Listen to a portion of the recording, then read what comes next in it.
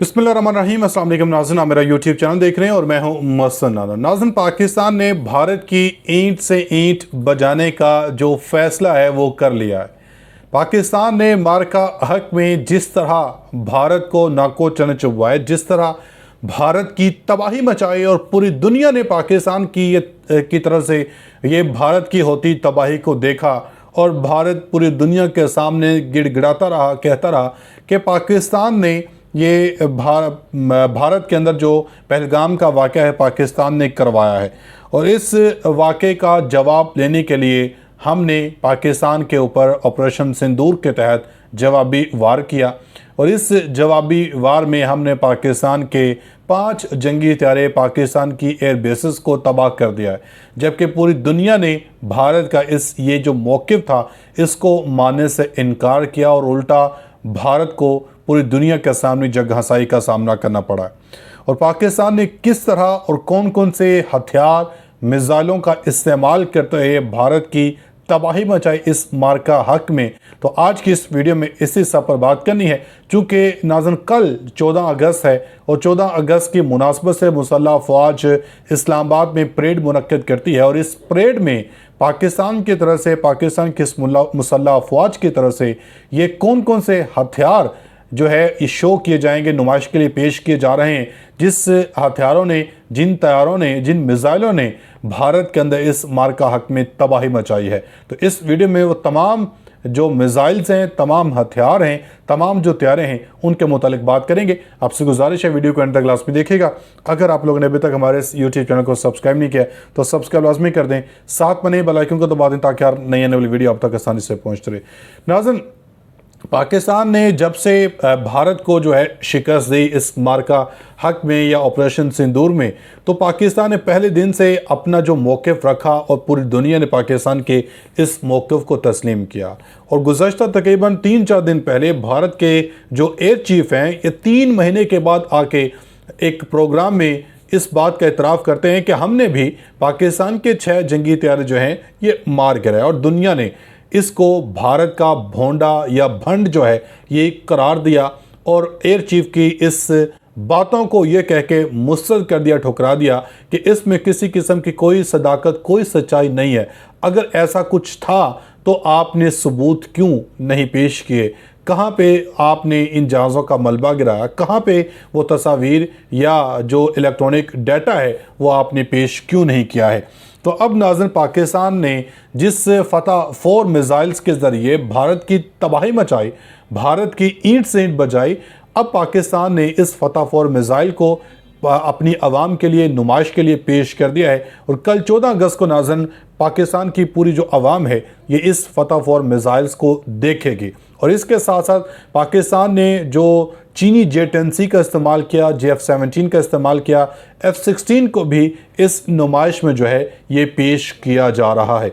तो आगे बढ़ने से पहले आप ज़रा ये एक वीडियो देखें जिसमें डिटेल से बताया गया है कि कैसे और क्यों अब पाकिस्तान जो है इन मिसाइलों को, इन हथियारों को जो है अनवील करने जा रहा है, जिसने अब भारत के अंदर मज़ीद परेशानी पैदा कर दी है। उसके बाद फिर आपको जो तमाम डिटेल है वो बताऊंगा और साथ ये भी बताऊंगा कि क्या अब पाकिस्तान J-35 को भी इस नुमाइश में पेश करने जा रहा है।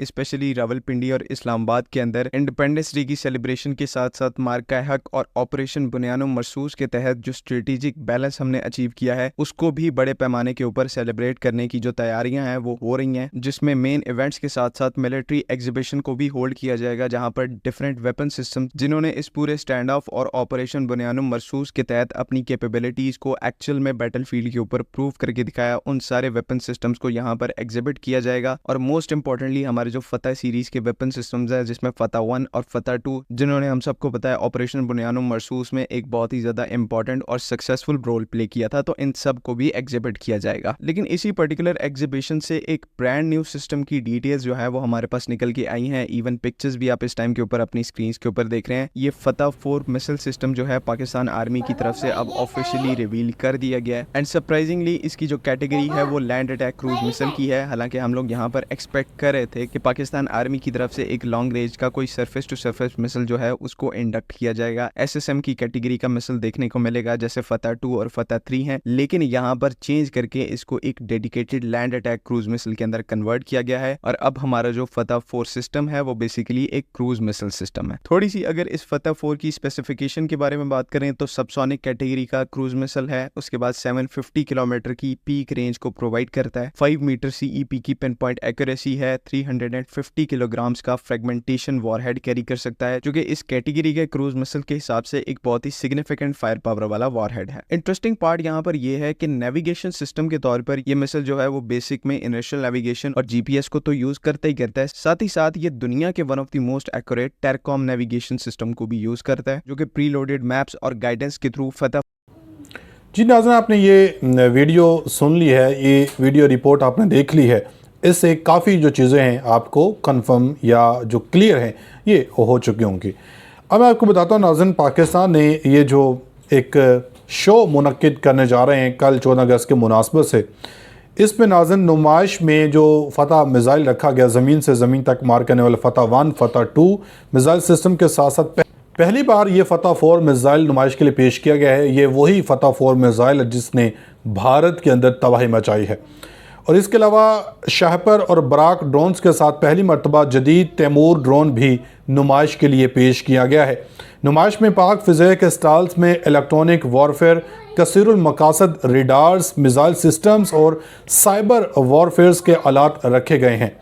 अवाम की दिलचस्पी के लिए पाक फ़िज़ा के JF-17, J-10C और F-16 समेत शेरदिल फार्मेशन पर मुश्तमिल फ्लाई पास्ट और पैरा जंपिंग का मुजाहरा भी तरतीब दिया गया है।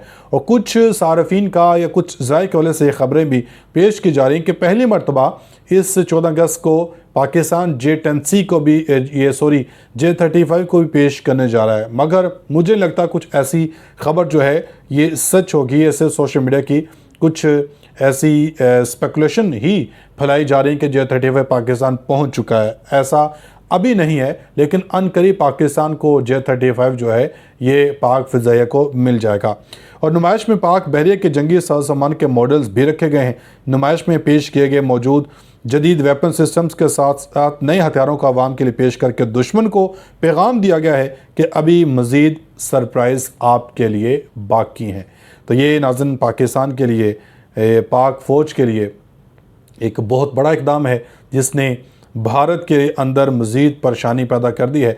वो भारत जो पाकिस्तान को भड़के मारा था, भारत का आर्मी चीफ भी गुज़श्ता 2 दिन पहले इस तरह की जो स्टेटमेंट है वो जारी कर रहा था कि पाकिस्तान को जो है अब हम जवाब देंगे, या मोदी की तरफ से कहा जा रहा था कि पाकिस्तान के ऊपर अब हमला कराची से करेंगे, भारतीय जो नेवी है ये इसमें पहल करेगी।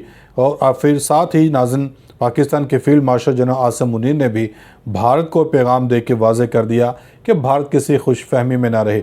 अगर भारत ने अब दोबारा से कोई भी ऐसी हरकत या शरारत करने की कोशिश की तो फिर हम एटमी पावर हैं, एटमी ताकत रखते हैं, भारत के ऊपर ऐसा मिसाइल मारेंगे जिससे फिर आधी दुनिया जो है ये इससे मुतासर होगी।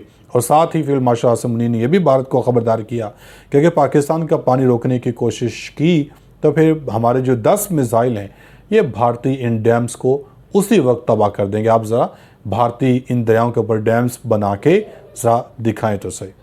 अब तक लेते हैं अपनी फीडबैक के हज़ार कमेंट सेक्शन में लाजमी दीजिएगा। मिलेंगे अगली वीडियो में, तब तक के लिए अल्लाह हाफ़िज़।